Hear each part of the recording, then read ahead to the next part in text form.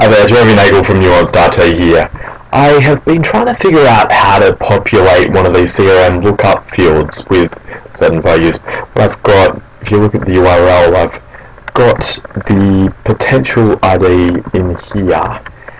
And what I was trying to do is add in the account name and the contact name associated with that potential. I was finding it a bit tricky because, you don't really just want to put in the name of the account or the name of the contact, because there might be two accounts with the same name. There's nothing stopping you from doing that. Or two contacts with the same name.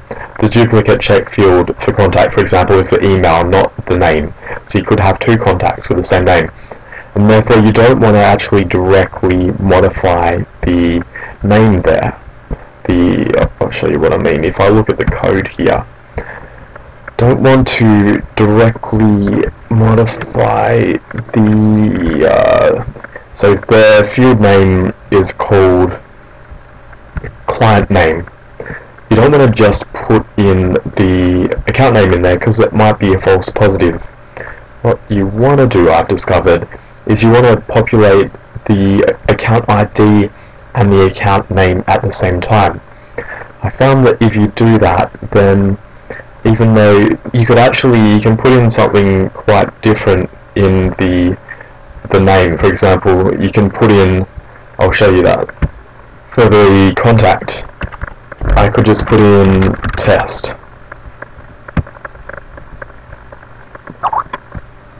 And put a semicolon. And then when I refresh it, you'll see, well, I'll put something in different because the current one is called test. So you can see. If I do that, you'll see that it populates test there, but it still will get the correct details from the contact. So I've got it so that when you populate the contact name, it will then get the email address and put in an email address and a mobile number there, and then try it again. We'll see.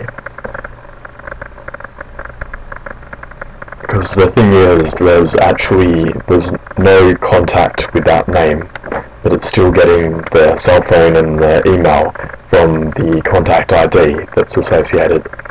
So that's basically what I figured out through trial and error, that if you need to set both the name and also the client name and the ID.